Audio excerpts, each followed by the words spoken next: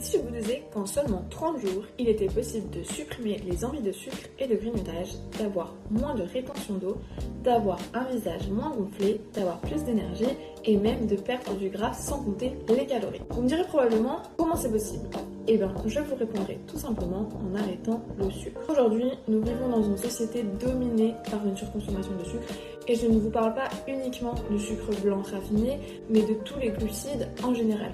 Ce que les gens ne réalisent pas, c'est que cette surconsommation de glucides impacte directement le fonctionnement de leur métabolisme et impacte directement leur niveau de satiété. La surconsommation de glucides est une spirale infernale pour le corps. Plus on en consomme, plus il en demande.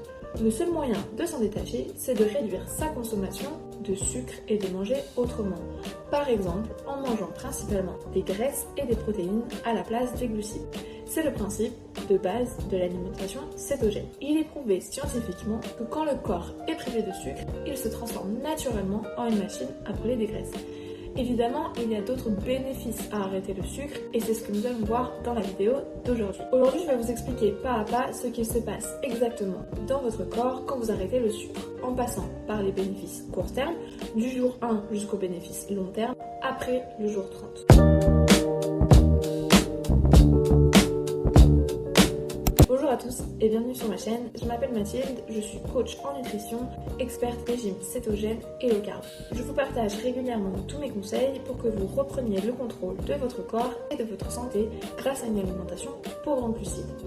Je vous partage également régulièrement des conseils santé et nutrition qui vous permettront de mieux comprendre en quoi une alimentation adaptée et réfléchie peut vous permettre de vivre plus longtemps de manière saine et durable. J'accompagne de nombreuses personnes en coaching privé qui sont passées au régime cétogène. Pour chacune d'entre elles, les résultats sont toujours les mêmes. Perte de poids rapide et stable, stabilité de la glycémie et de l'insuline, meilleure concentration et énergie, contrôle sur la faim et meilleurs marqueurs de santé au global. Alors si toi aussi tu veux te lancer, j'ai créé un programme de 30 jours avec tout ce que tu dois savoir pour démarrer le régime cétogène pas à pas, ainsi que des menus équilibrés pour tous les jours de la semaine. Si ça t'intéresse, le lien sera dans la description. Le problème avec les glucides, que ce soit les glucides simples comme le sucre raffiné, les desserts, les boissons sucrées ou les sucres dits complexes comme les céréales, le pain, les pâtes, c'est qu'ils sont absorbés et digérés par le corps très rapidement. Pour faire simple, une fois que les glucides passent dans le sang, cela fait grimper votre glycémie en flèche, ce qui active l'hormone de l'insuline pour faire descendre votre glycémie sur un taux normal. C'est un processus qui est bien géré par le corps.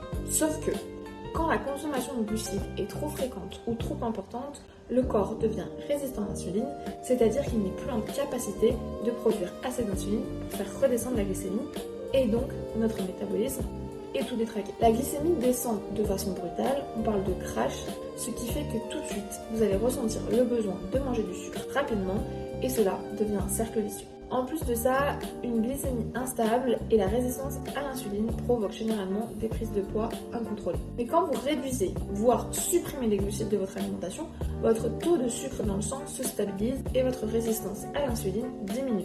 Votre corps retrouve un fonctionnement métabolique normal. Voyons maintenant ce qui se passe semaine après semaine dans notre corps lorsque l'on arrête les glucides pendant 30 jours. Semaine numéro 1.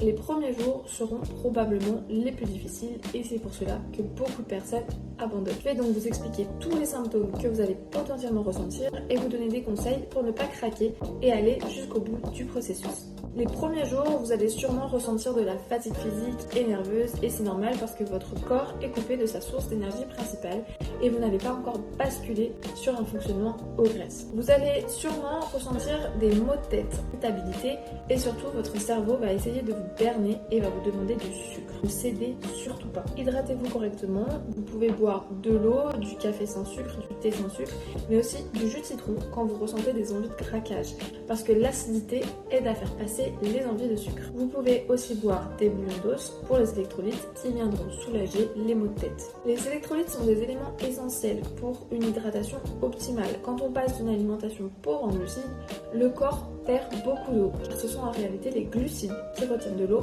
habituellement. C'est une des raisons qui explique que vous dégonflez la première semaine au niveau du ventre, des cuisses et du visage parce que vous ne faites plus de rétention d'eau.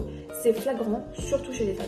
Je vous conseille aussi d'incorporer des protéines sur tous vos repas. Les protéines sont très rassasiantes, donc vous aurez moins faim et donc vous aurez moins tendance à vouloir manger lors de cette première semaine. D'ailleurs, si vous sentez le besoin de manger quelque chose, priorisez une source de protéines combinée à une source de gras. Par exemple, un œuf dur et de la mayonnaise maison ou un morceau de fromage et quelques noix.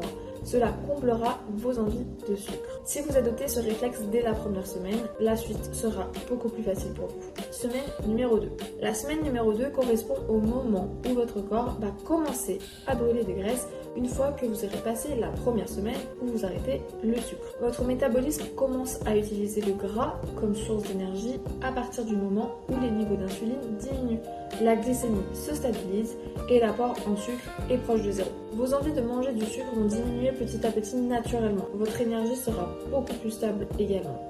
Physiquement, vous allez continuer à dégonfler au niveau du ventre, des cuisses, du visage, car vous ne ferez plus de rétention d'eau et d'inflammation due aux glucides. Peu de personnes sont conscientes que la surconsommation de glucides provoque de l'inflammation dans le corps et des sensations de lourdeur au niveau de l'estomac parce que la digestion est difficile, surtout chez les femmes, est due à une inflammation chronique. Je sais de quoi je parle parce que j'étais comme ça avant de passer en cétogène. J'avais le visage gonflé, le ventre douloureux après les repas, dur comme un ballon.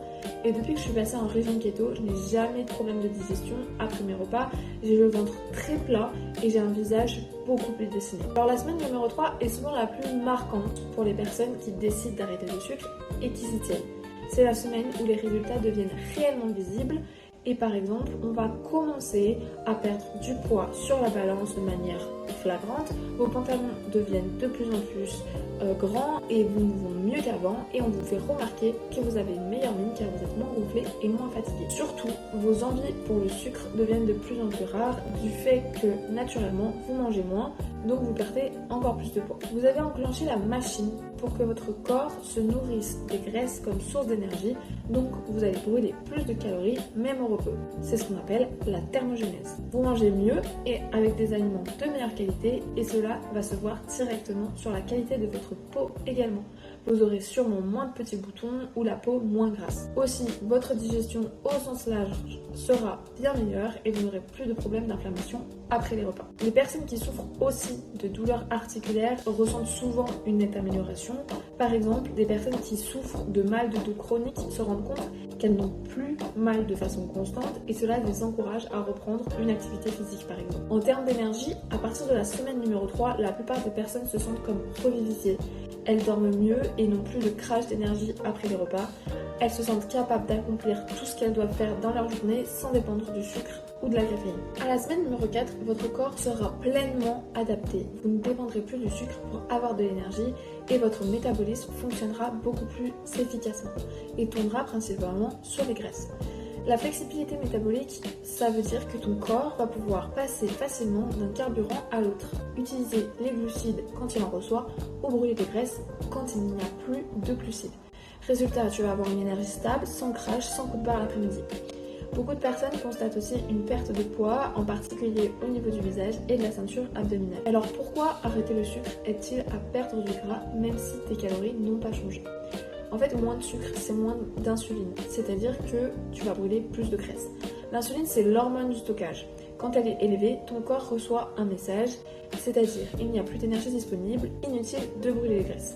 Mais quand l'insuline baisse, ton corps passe en mode « Ok, on peut utiliser les réserves ». C'est là que tu brûles ton gras stocké. À la fin des 30 jours, tu vas tellement mieux te sentir que tu te demanderas pourquoi tu n'as pas commencé plus tôt. Alors, si on récap tout ça, la semaine numéro 1, c'est la plus difficile parce que les symptômes de sevrage arrivent.